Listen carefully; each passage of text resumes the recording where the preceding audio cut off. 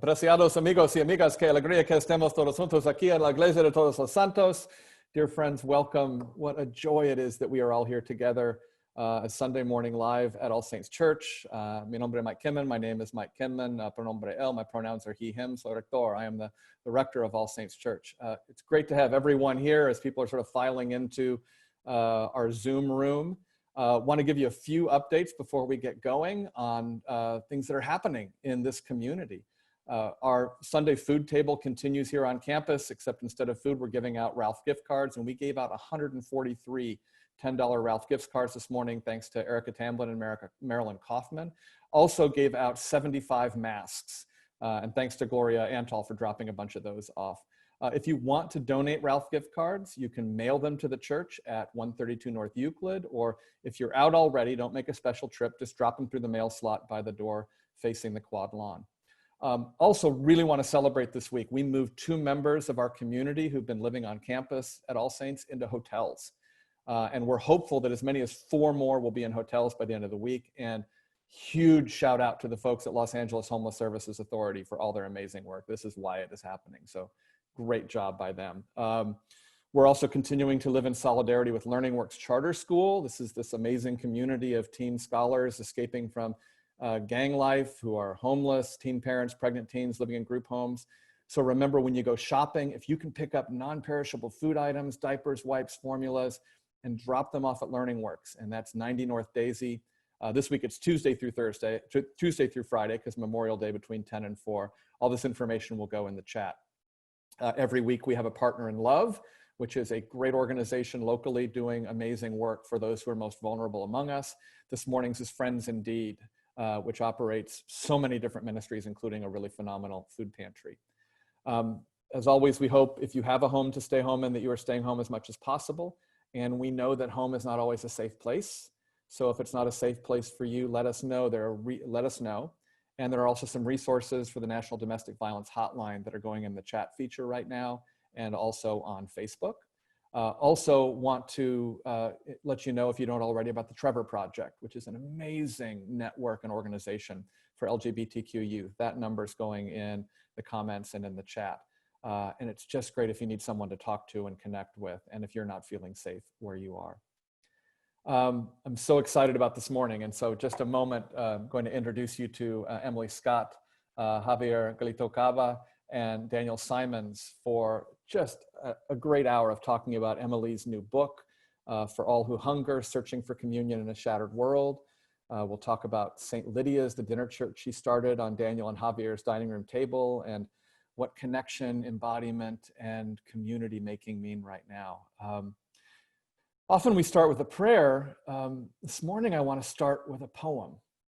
And it's a poem that really gets to the heart of the theology of Emily and St Lydia's and Dreams and Visions, which is the new community she's working with in Baltimore. It's a poem by Wendell Berry, and it's called What We Need Is Here. So I invite you to get into a receptive meditative posture. And let's begin. Horseback on Sunday morning, harvest over, we taste persimmon and wild grape, sharp sweet of summer's end. In time's maze over fall fields, we name names that rest on graves. We open a persimmon seed to find the tree that stands in promise, pale in the seed's marrow.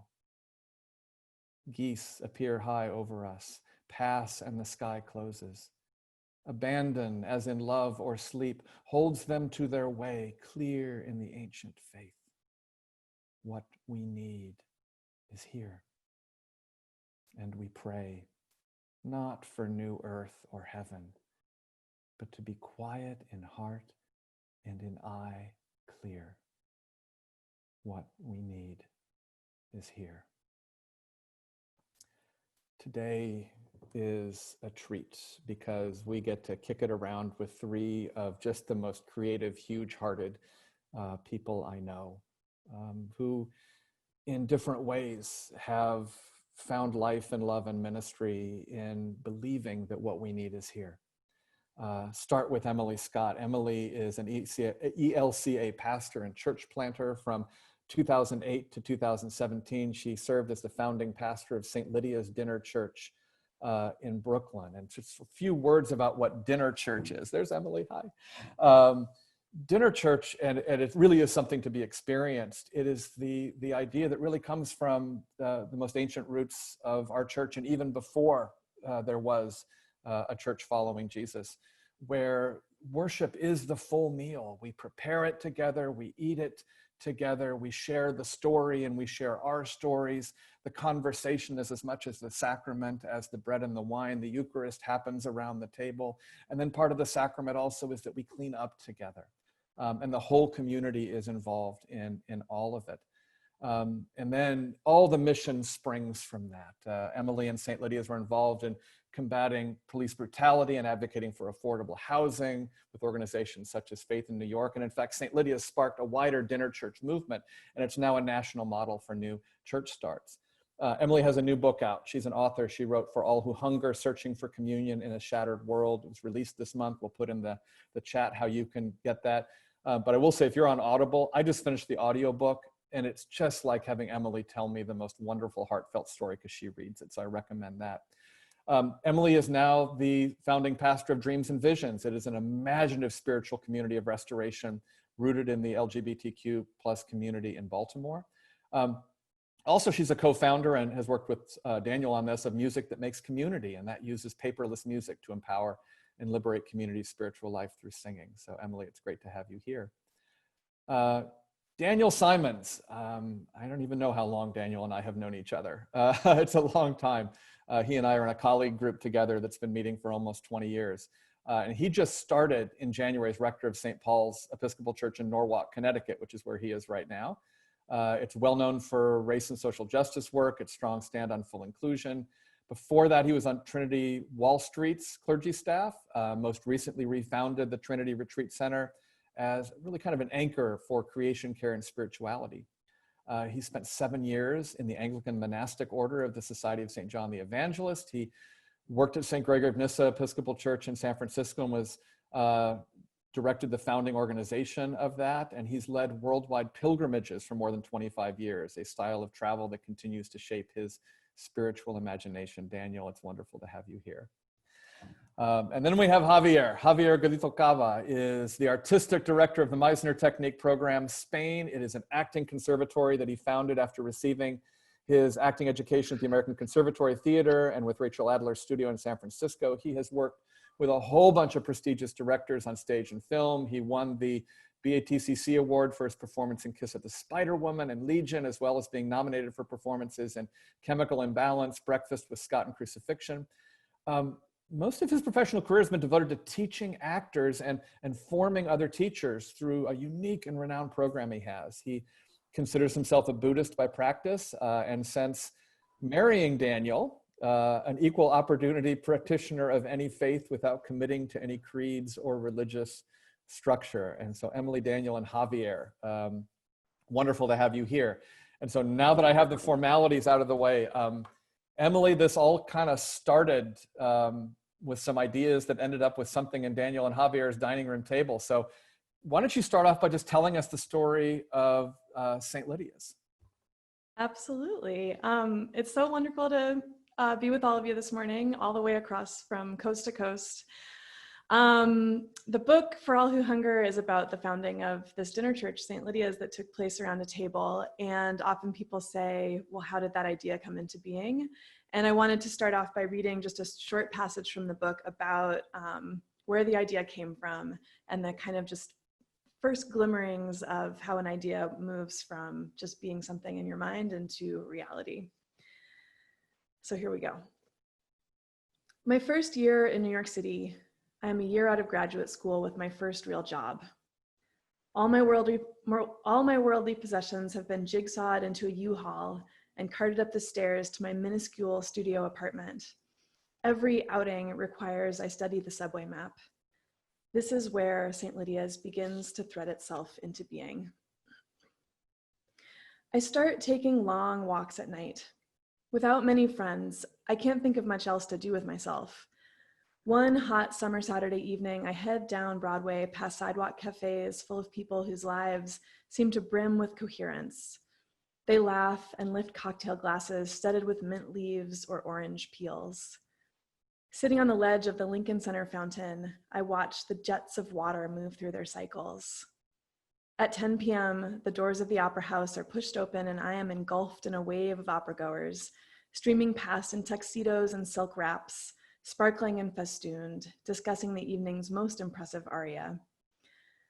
I am 27. Other people my age are going on dates or clambering down concrete stairs to shoebox theaters. I'm sitting self-consciously on the edge of a fountain, hoping that no one notices how alone I am. I plunge forward, trying to create this new life. I take the subway unreasonably long distances, walking past bodegas and under highway overpasses to arrive at theater performances of people I kind of knew in college, say hi and make small talk before I disappear through the exit without saying goodbye. Despite my early departures, I meet a decent sampling of young New Yorkers and hear about their lives and work. Inevitably, in the course of our conversations, the question comes, what do you do? I work at a church, I say, referring to the position that brought me to New York. This is never a pleasant moment. Admitting religious affiliation in a city as secular as New York is like confessing to a judgmental stranger you attend medieval fairs in full costume or attend square dancing competitions on the weekend, but so much worse.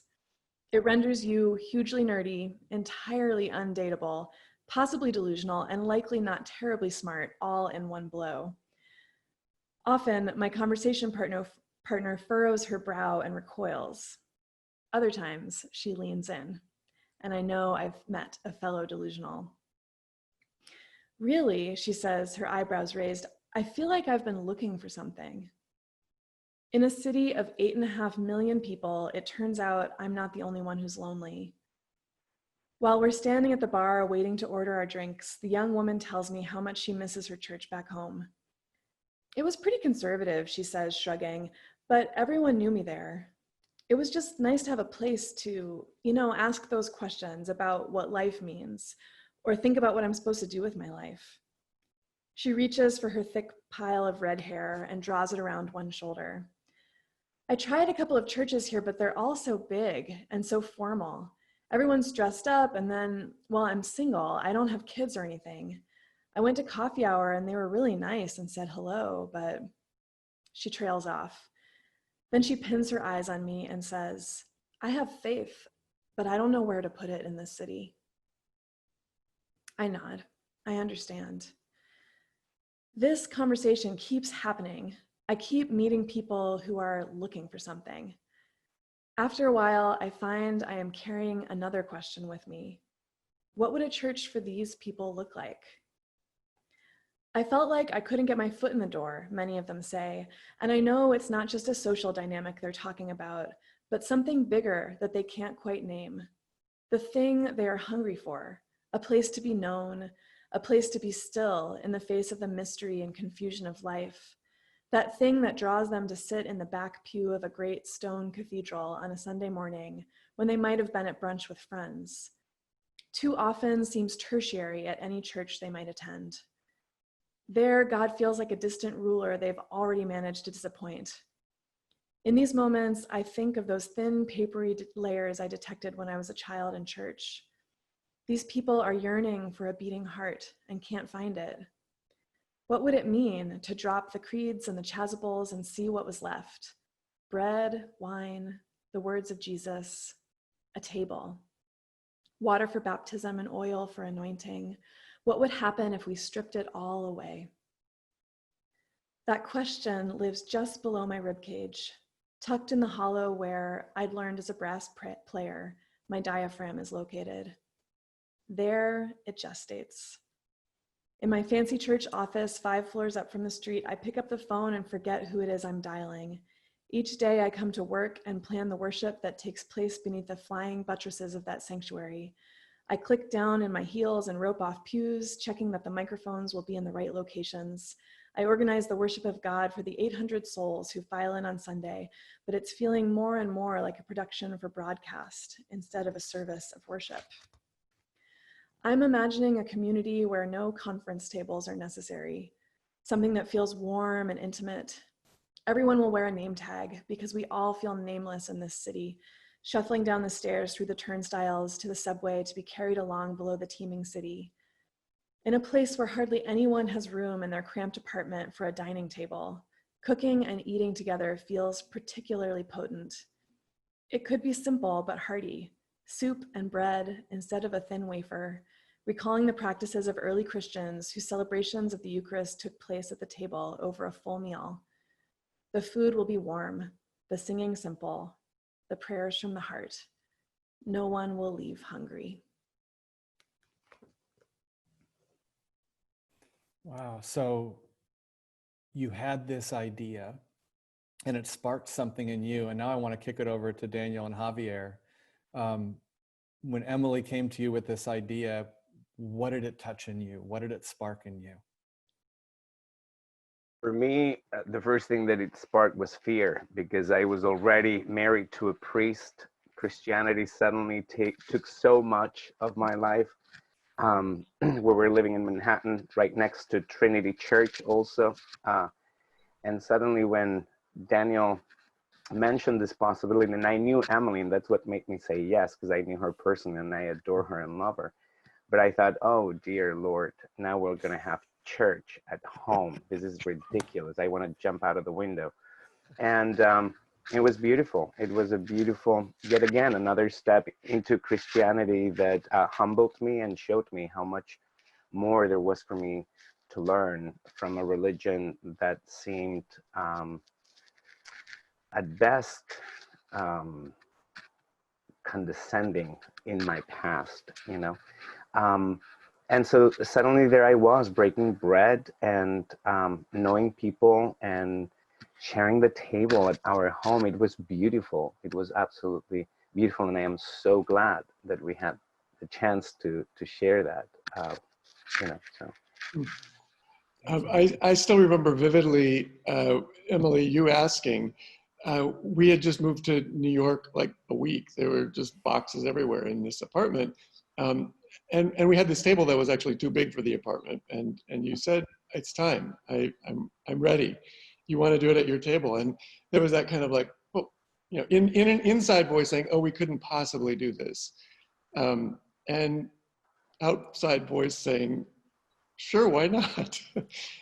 We were both working for these big, expensive churches, exactly what Emily described. And I had this already immediate inner knowledge that I wasn't gonna, I was gonna learn a lot working at Trinity, but there was something else that I needed to keep alive and learning from. And one of the things that I remember you saying, Emily, is that I wanna make a church for people who wouldn't go to these churches, specifically for people who wouldn't go to church. And that continues to be something that excites me.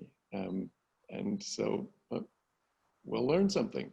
There's a lot like now, like whatever happens next Sunday is something we're gonna learn from, because it certainly isn't gonna be, you know, even if it's a production, it's not gonna be, the big expensive churches are kind of in the same bucket. Well, and it's actually, even as like I watch where you're from, like literally, Daniel, you are sitting in the first church that was consecrated in the Episcopal Church in the Americas, right? In sort of this empty church because everyone has to be at home right now. And from there, you're having this conversation about, and I love that, Emily, that you used the idea gestated, and that it really is sort of a pregnancy and a birth process. And, you know, sort of talk about, like, I love how, you know, the theme of vulnerability is all the way through your book, and it's including like your own struggles with it. And you talk about how you kept talking about how it's all okay to make mistakes and everything like that, and you realized it was okay for everyone but you were not letting yourself do that. But just sort of talk about that journey and maybe the difference between sort of the inner voice that Daniel talks about, oh, we can't possibly do that, and then the outer voice is like, hell, sure.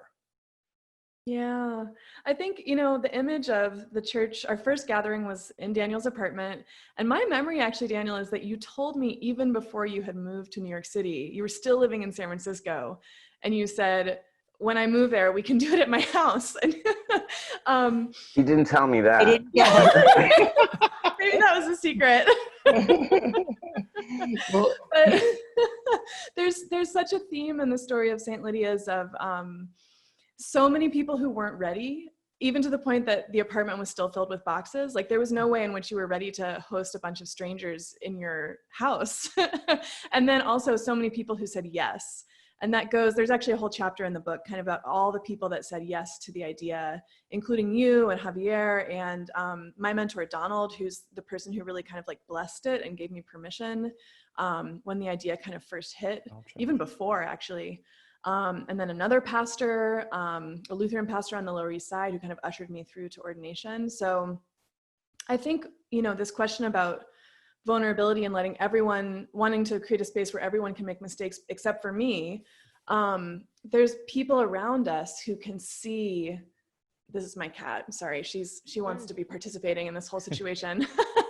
There's so many people around us who can see kind of where the road is going, even when we can't see it. And all these little yeses along the way that I think help us create those spaces of stepping out into something that we aren't ready for yet and can't see, but it's kind of waiting, if that makes sense.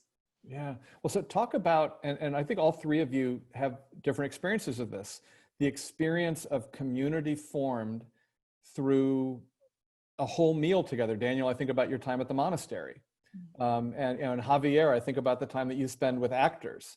And then at St. Lydia's, like talk about the power of, again, the difference of sort of getting a wafer handed to you and the power of sort of sharing a whole meal. Anyone? Well, for me, and with, oops, sorry about this. Of course, it had to happen. Okay. For me, community within the arts community has always been a place where we, above everything else, get to uphold each other to our own promises and the things that we say we want. Because it's easy to promise and it's easy to say, I want to do this, and then it's very easy to forget or let go of it. So community for me is that place where we get to uphold each other, not beat each other up because you didn't do or you didn't, behave the way in which you promised, but to uphold each other and continue to question each other, as in, so what's happening? If this is who I want to become, if this is who I say I am, what's stopping me from being it? And then helping each other do that.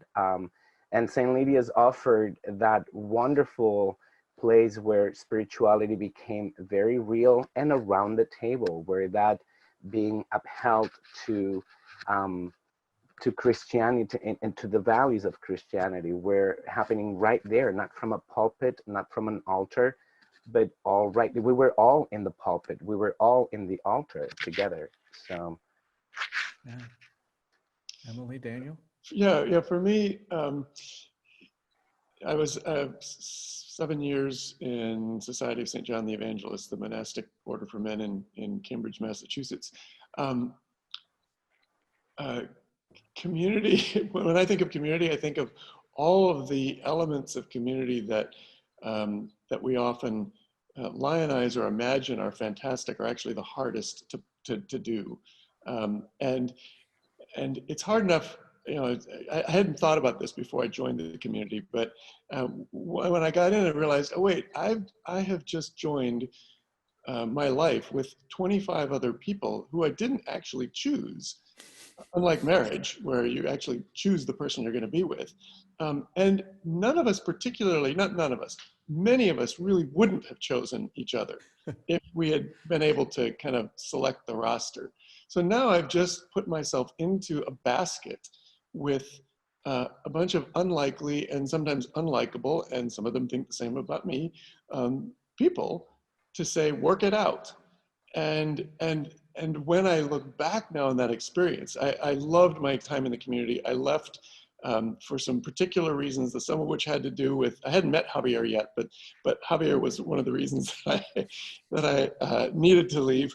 But when I look back at the transforming elements of community life, it was the hardest stuff. It was all of the ways in which it just ground off the edges. But of course, I didn't see those as edges. You know, that was my particular beauty. And we also think the same thing. So it doesn't make it easier, except to say, as I continue to live life in community, to say, oh, here it is again. It's that these difficult moments with the people I don't like, people who don't agree with me, lean in, because that's where something real is happening. And when it's at the dinner table, you know, again, this is the experience of St. Lydia's. This is not theory. You got an hour and a half with a bunch of people you didn't choose to sit down with, some of whom are better and worse at conversation, some of whom you have no idea what they're talking about, some of whom you don't like right from the start, even before they start talking. And that choice of like, okay, is it going to be a yes? Are you going to lean in? Or is it going to be a, you know, I got my opinions formed? It's right there in front all the time. That's great. Emily, jump in. I talk a little bit about in the book, you know, there's kind of this moment when I'm like going around in New York, like looking for a storefront, like a place that our church might go after we sort of grow out of Daniel and Javier's living room. And there's sort of this dream of like this perfect community. And I've had an experience of Christian community that's been quite corporate. And I think as a younger person, I had this idea that maybe we could do something that's like really what Jesus was talking about, you know, some kind of like perfect version of community. And in the book, I say, like, I had imagined that that this community that didn't exist yet would be perfect, but actually it's like all the pieces of it that, as Daniel's saying, like rub against you, grind against you, that like make you wish you could just be somewhere else for a minute, that are actually like where the beauty of the community lie. And I kind of learned that St. Lydia's is perfect, not because it's perfect, but because it's real. And like, that's what makes it, that's how it belongs to God, you know? Yeah. Well, and it came, I mean, St. Lydia's developed in the unique way that only St. Lydia's could, because it was a creature both of the specific community that gathered there and of the neighborhood in which it happened. And you talk about all these things. So we have this, I don't know if it's a uniquely American or Western, or if it's just human nature. When we see something that we think is cool, it's like, oh, great, let's do just that. And, you know, like we do it with the New Zealand prayer book all the time. It's like, oh, that's really cool, let's use that, not me being in touch of sort of the struggle that it came from. And so, you know, I'm interested in, you know, the learnings from the St. Lydia's experience. Well, now you're in Baltimore and you're doing something different, I'm assuming. Because if you sort of said, well, I'm going to start St. Lydia's too, you know, St. Lydia's Baltimore, well, that wouldn't work. But are there some foundational learnings and principles that you have taken with you that can, that you're finding apply in different contexts? And are there things that you're finding don't work in different contexts? Yeah, I mean, a lot of folks asked when I came to Baltimore, are you going to start another dinner church? And I said, no, absolutely not, because St. Lydia's was founded so much in response to the listening that I was doing in my community. Right. Of New York City, and hearing all these folks say, like, I'm really hungry for a place to have a spiritual life, and thinking, you know, the one thing that we don't get to do often in the city is cook together and sit down around a meal, because no one has dining room tables. Mm-hmm. So it was very specifically culturally rooted. And when I moved to Baltimore, you know, my task again was to listen to the community, to the spiritual hungers in the community, and to try and build a liturgy that was responsive to those hungers. And so Dreams and Visions, our intention from the beginning was to create a LGBTQ rooted congregation, which we have done. But the notion of having dreams and visions in a city like Baltimore is incredibly countercultural, because it's a city that I've said before, like, it's lost the capacity to dream in some ways, or that capacity has been taken from it through systemic racism and other systemic oppressions.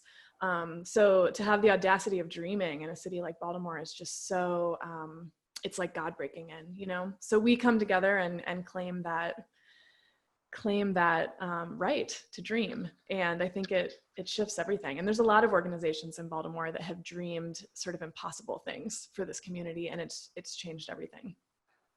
So I bet you sort of had in Baltimore also that same sort of inside outside voice that Daniel was talking about, and not just from you, but from people in the community. If they've sort of lost permission to dream, did you like literally have people saying, "Oh, we can't dream here"? You know, not so in so many so words. Boldly, yeah. Yeah, not quite so boldly, but I think there's a kind of like, oh, you said you're going to do a thing, and then we're doing it. Like, that's so interesting. Yeah. But I think the key piece always has been listening for me. Like in New York, I was basically running a listening campaign without realizing it, you know? Yeah. And the other piece about it was to be out in the community as opposed to like inside a church or a building somewhere. When I came to Baltimore, the first thing I started doing was volunteering at the desk at the LGBTQ center. And that so many relationships were built, and so many, I learned so much there about this city and what we could potentially create together. So I want to sort of kick it over to Daniel, because I love this theme of listening. And part of what you've done over the last several years, and I want to remind people, if you have questions, use the Q&A feature, and we'll sort of get to questions and make this more of a broader conversation. So you can use the Q&A feature. But Daniel, you've spent the last several years in West Cornwall really looking at what does it mean to listen to the land?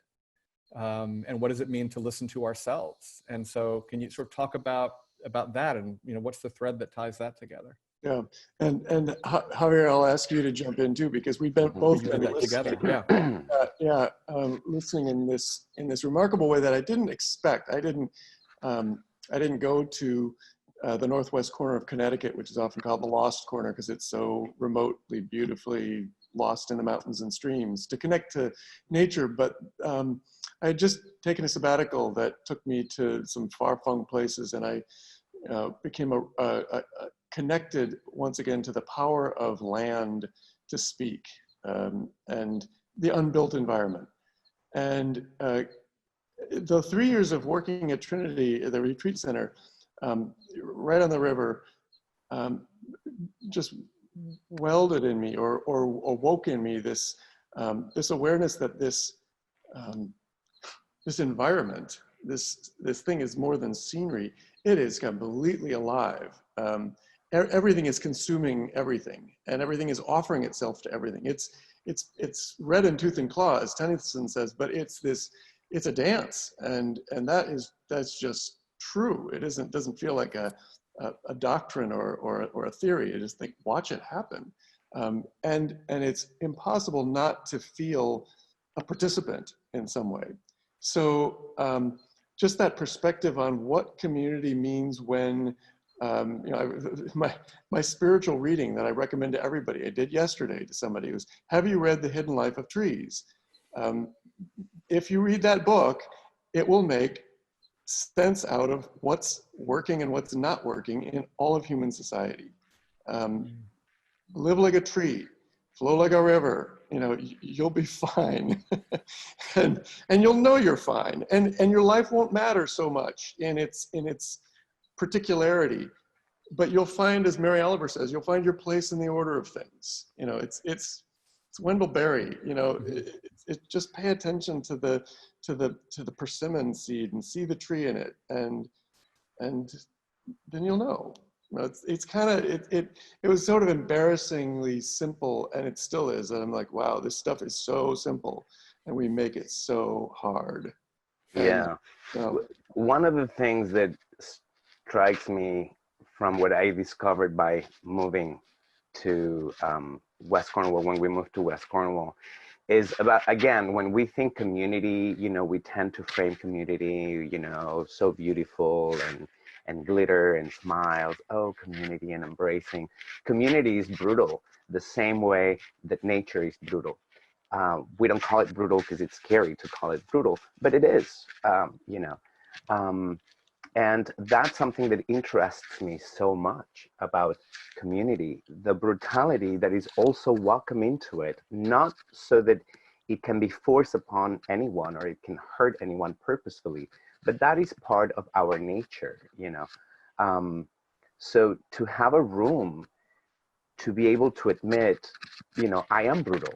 I am not what I would like to be. I am not what everybody expects me to be. And yet I have people listening to me and relating to me in that brutality as well, as simply part of my nature. That is something that living in the woods is just so painfully clear, and again, it seems so simple, right? But yet it's right there. You cannot ignore it, so. Well, and so I'm actually interested in the work that you do with actors. Mm-hmm. is as I understand it, as we've talked about it, is you're really trying to get people to get in touch with who they really are and give something real. And part of the challenge is that, we're all just sort of used to projecting something that's not real. Right. And we actually sort of think about actors and think, well, that's the job, is to protect something that's not real. And actually, no, the job is to project something that's real. How do you approach that? I mean, we approach that as pastors. Mm-hmm. How do you approach that with your teaching? Well, for me, I have the upper hand when it comes to this in comparison to you pastors, because I get to choose the class that I will be teaching. I get to choose 20 people. I interview them. Mm-hmm. And then I put them together, and I make sure that each group that I put together is wildly different. I make sure that people will not like each other in the group. You get that by default. I make it happen. Yeah. I choose people who are really, really different and who have very different opinions and way to live life. And I put them together in a room, and I say, okay, let's love each other. What? It's impossible. What happens is that we start falling in love with each other precisely because we stop pretending who we are, but we start encountering who we actually are. And none of us like it, by the way. When you start the work in Meissner technique, in a very simple exercise, which is the repetition exercise, and you just have to listen. This is all about listening. You have to really listen, which means be present. You cannot respond from your head. You cannot think about what you want to say or how you want to behave. You just behave. And if you don't, there's a teacher like me who's trained and goes, wait a minute, that's bull. What you just said right now, it's all in your head, but your whole body was saying something very different. What would happen if you actually said that? Oh my God, no, but that's horrible. But my body wanted to say something horrible. So what happens if you say it? What happens if you say it and we don't run away and we stay right there and we listen and we let it affect us and we respond truthfully? What happens then? Well, it's the end of the world. Really? Well, let's try. And that's what's really surprising, that when the permission is given to really, truly be who you are, unbeknownst to you, by the way, because you have no idea. And as artists, we all arrive to the first class already, with a speech prepared of who I am and da-da-da. But we confuse that identity, which we have created, with who we truly are right now. And that's always a beautiful discovery. If we do that, then we can successfully embody any character, because one of the first things that we discover is that we are all so similar. All of us, including every single character ever written. No matter how evil you want to, you think that character is in you. No matter how saint and how light and how beautiful, all those characters are alive in you. Get to know yourself and you will get to know all those characters by heart. So one of the things I've heard you say in teaching is exploring and experiencing the full humanity of yourself and the other. And Emily, that is something that I certainly see you doing in spades now with Dreams and Visions.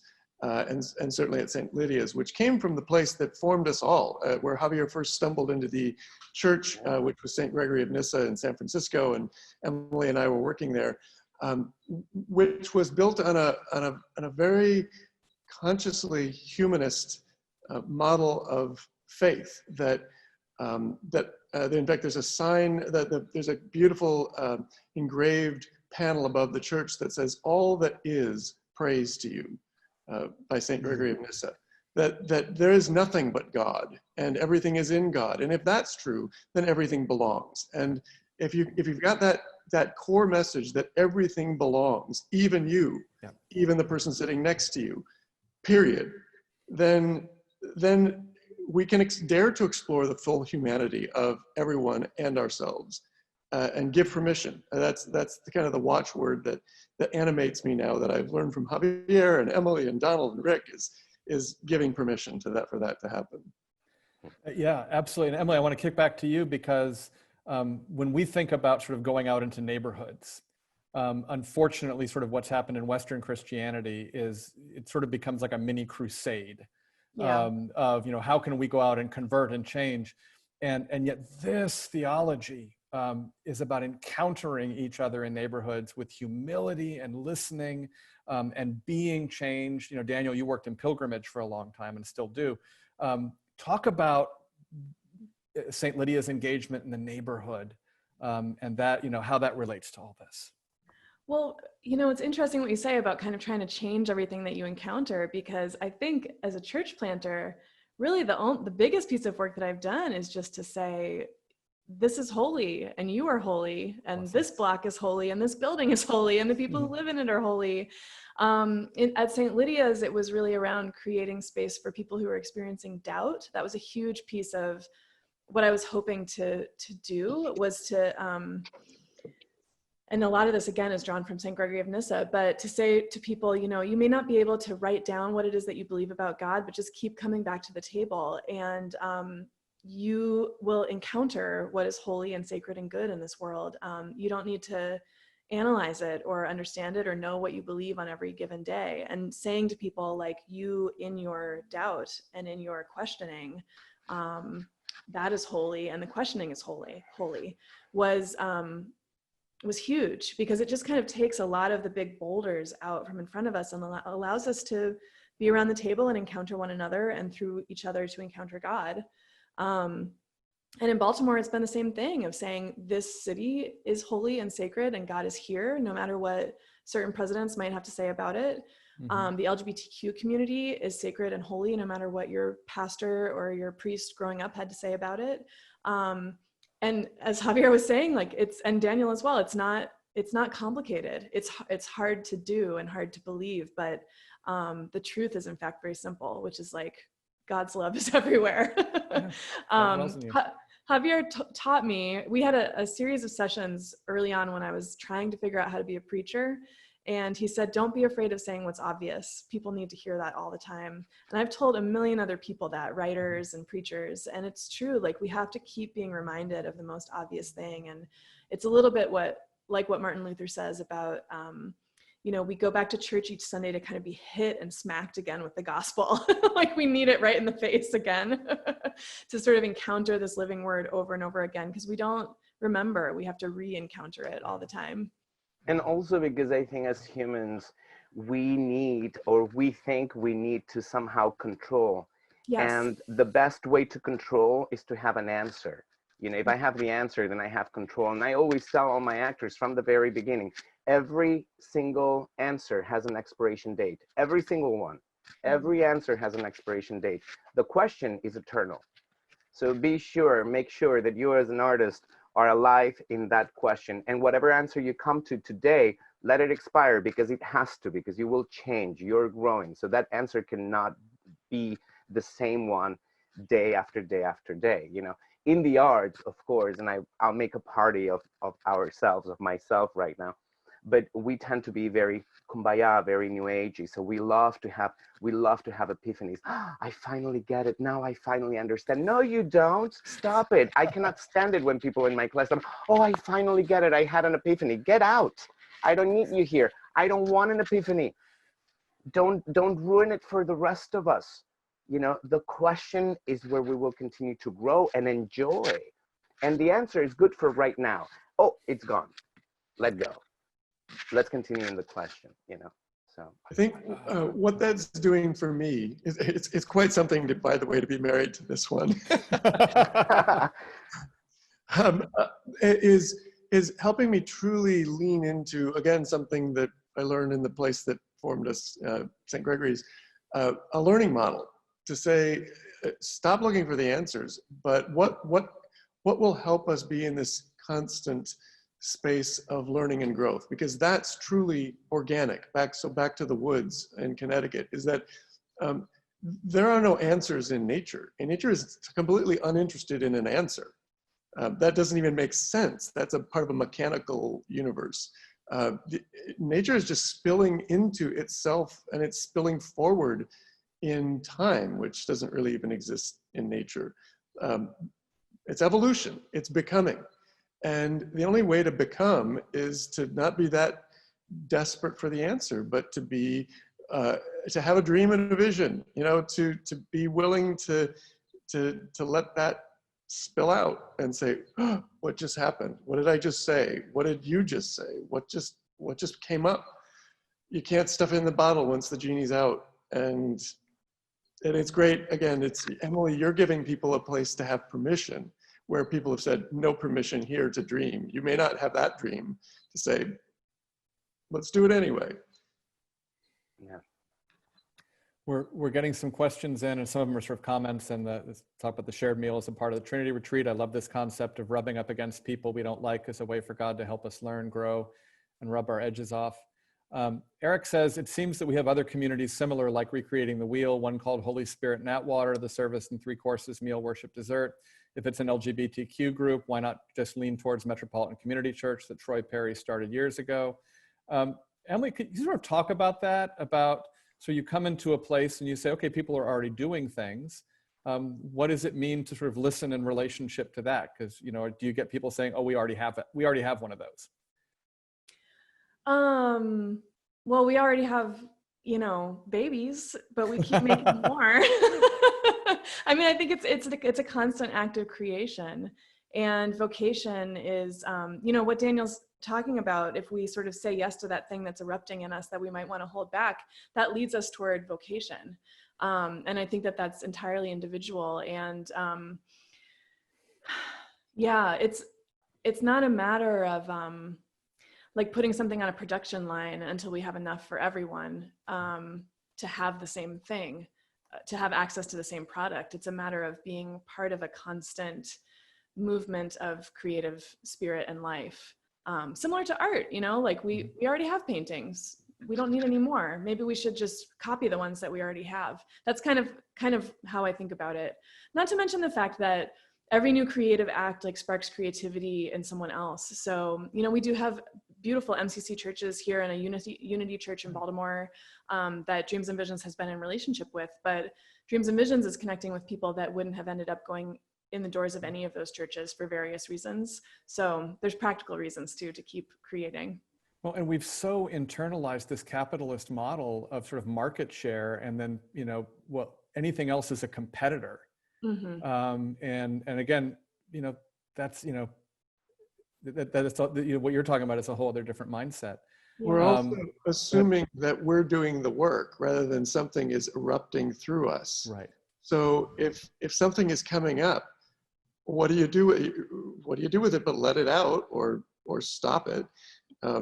So I think it's tip of the iceberg of what's happening to us consciously as we start to let go of a mechanistic world where we do stuff and step into more of a process, you know, organic model of stuff is happening through us. We're an instance, an eddy in the stream, and so why not? You know, and it is just the stream. I've got another question here that I'm actually going to sort of read it and then sort of tweak it a little bit. It says, Emily, what advice can you share with Mike, who is going above and beyond to provide a community for folks who now live at All Saints and who in reality have become his new community? And how I will tweak that is to say, I'm not just doing this. They're not my new community. This is, you know, we have wonderful people who are, you know, everyone's life is a mess. Some of us are just better at hiding it. And so, you know, we have, you know, a wonderful community here who, like the rest of us, are different degrees of hiding their mess. And they're living on campus, and it's all of our community. It's not just mine. And you know, the great thing I'm finding about it is we're changed forever. Whether we know it or not, we're changed forever. Because our community has just expanded and it's not going to contract again. And so, you know, we were whether or not we wanted to engage our neighborhood came and engaged us. And so, I would sort of say, Emily, you have a situation where you have a church that now, has become open in new ways to people living on campus. Your thoughts? Yeah, I mean, I would say that my experience with St. Lydia's was that the thing that I was the most afraid of, and the people that I was most afraid of and that bothered me the most, were the ones that I learned the most from. And Absolutely. in fact, more than that, the ones who taught me how to be a church, who taught St. Lydia's how to be a church and taught me how to be a pastor. No one is outside of God's grace. Our neighbors on the street, my partner, in fact, is starting a community of folks that are quarantining together. They're living in tents at something called the Red Shed Village here in Baltimore. I've seen that. And a vision is emerging of taking the many vacant lots in our city and using some of them to house people who are currently street homeless. Every soul that he encounters on the street has a story, has a background, and has an incredible amount of gifts. And he's particularly skilled at seeing people's gifts that they have to offer. Each of them has a vision for their life and what they want to bring. And so I would say that, for all of you, Mike is saying yes to what's arriving literally on your doorstep. And I think that's beautiful, and it's going to take your church in incredible places. But for each of your congregants, if you are able to learn the stories of some of the folks that you're providing housing to, and to build relationship with them, your life will be changed in beautiful ways. Well, and to break down sort of the whole us and them construct, it's just, it's all us. And Robin Kinman has a question, which I think Daniel will particularly enjoy, which is, does Javier have a book? Oh no. I missed the intro. Wow, his Javier words will are have a gold. book one day. He's been resisting it, as do I, but he's definitely got. He is a book. And Well, let me say something. The main reason actually why I am not writing a book right now, or I haven't written a book, is because of the position I hold. I actually know that many people would buy that book to find answers, and I refuse to give anyone any answers. Once people understand that they can only come to me with more questions and I can only say yes, wow, but to many people right now, I know would buy that book to find some kind of answer, which I'm not interested in. So I don't want to write anything yet. Javier is kind of a sparkler. I mean, he's giving off a lot of light, and sparks that are going out. And I think again, maybe at the end of life, I'm going to goad you and hound you. But, And as Emily said, it can be a book of questions. Yes, that would be great. It can be a book of questions. Ted asks, sort of, what are your thoughts on the Last Supper / Eucharist? And this has become sort of a political football in theological circles right now, of sort of like, what is allowed and what is valid and what is not. What are you all finding, and what are you learning? I'll put it this way: what are we learning about the nature of shared meal, of Eucharist, and of sort of a covenantal relationship with each other through meal during a time where we're physically separate from each other? Well, I'll jump in. But this is the conversation I really want to keep having with everyone out there. And it's not about what can you do with bread and wine, because that's so boring to me. It's what's behind that question. When I was at the retreat center, one of the things I started saying to people at the Sunday Eucharists, because it was just what started making sense to me, is, Glenn or Joan, you are the body of Christ. That the whole point of bread and wine, at least as the story gets told, as it's broken and shared, is that the body is not the bread and the wine; it's the people. And this is the theology of Paul anyway. That Christ is all in all, so Christ is everything, including you, and you are, as Teresa of Avila says, Christ has no body now on earth but yours, no hands, no feet on earth but yours. You are the body. So I don't know that we've got that yet. And I think we just got this shock to the system that allows us to start to discover it. And most of what I'm hearing back is people saying, I didn't think I could live without it, but actually, and it's not that it doesn't matter, but I'm discovering that it's bigger than I thought. Mm-hmm. I don't know what that means or where it takes us, but. Wonderful. Emily, where's your mind and heart going these days? Well, I've been thinking a lot about Luther because I was raised Episcopalian, but I'm now a Lutheran, so I've learned all about Luther. And his big concern was for the solace of Christians that people not live in fear and don't live wondering if they are saved and if they've done enough. So liturgy and the church was always this kind of medicine that was delivered to people who were living in fear. And if it wasn't working that way, then it wasn't right. And there's a story about Luther when someone's kind of pressing him on how the Eucharist works and saying, well, is it under the bread? Is it in the bread? Like, how does it show up? And Luther purportedly said, don't ask me mathematical questions. Like, that's not how God thinks. And that's come up for me a lot lately. Like, I'm not interested in mathematical questions. I'm interested in how God is with us and alongside us. I love what Daniel's saying about how communion is even bigger than maybe we realized. Yeah. So we have a few minutes left, and wait. I want to go, Daniel, go. I want to hear the Buddhist answer this question. No, Javier, go.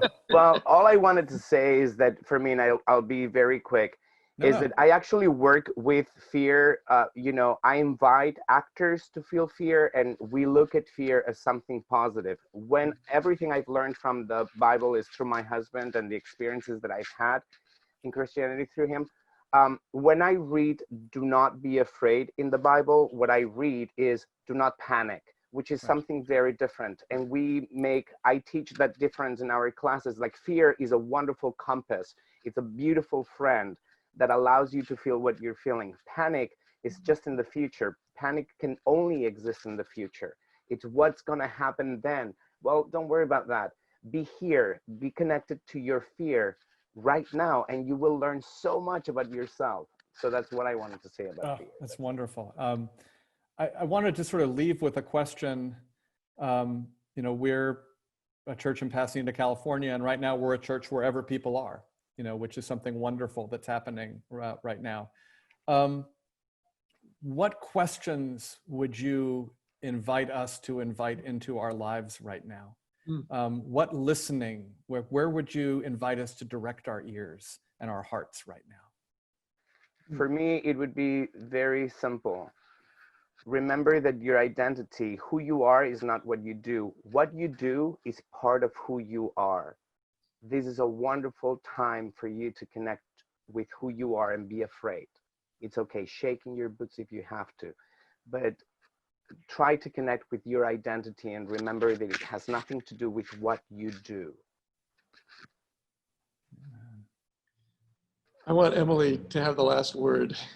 I want you to be able to kind of seal the deal. So I'll say, when I was driving to church this morning, I had this aha moment where I thought, I'm never going to say virtual reality again, because there is no such thing. It's just reality. We just receive everything through the senses. So this is as real as anything else. And now my brain just jumped to another scene, which was Sarah Miles married Javier and myself. Was almost 15 years ago. And I'm going to choke up saying this because it was so important. As we began, just before we began the service in City Hall, she looked at us both and she said, "This is real." And I couldn't breathe for a moment because it was true, and it was so obviously true. This is real. So I would say to All Saints Pasadena and myself and everyone else, this is real right now. We're not waiting to get back to some other life that existed before this. We're living right now. And what we will become and who we are is going to be found in this moment. in the community that's living on site, and everybody everywhere. So dive in. Emily. I have two questions that I've been living with during this time. One comes from an experience of rounding the corner in Baltimore and coming upon a bunch of musicians who were playing music from their porches. We have a lot of row houses in Baltimore, and each of them was on a porch, and some of them were in the street, and they were all playing fiddle and guitar and folk music, and kids were out dancing. And my soul just kind of leapt, and I felt so nourished. And I thought to myself, like, that feels like bread. That feels like communion. So one question I think in this time is where is the bread? Where is the nourishment of our souls? Where do we find it and to look for it? And I think the second one is, where is Christ? Where is the Christ? Where is Jesus? And how can we continue to meet Jesus and be next to them in this time? Emily, Javier, Daniel, thank you so much for being with us. I wish we could keep going. We need to get to Kelly Aaron and Children's Chapel. Wonderful to have you here. We'll keep putting your book, and I recommend it to everybody in the chat. Next Sunday at 10 a.m., we're going to be joined by Amy Butler, the former pastor of Riverside Church in New York.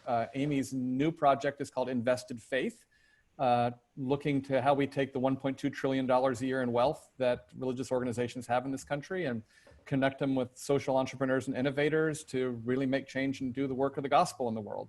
So we're going to be talking about that. And again, thank you all so much. This forum will be online for everyone to see. Buy the book, listen to the book, read the book. It's wonderful.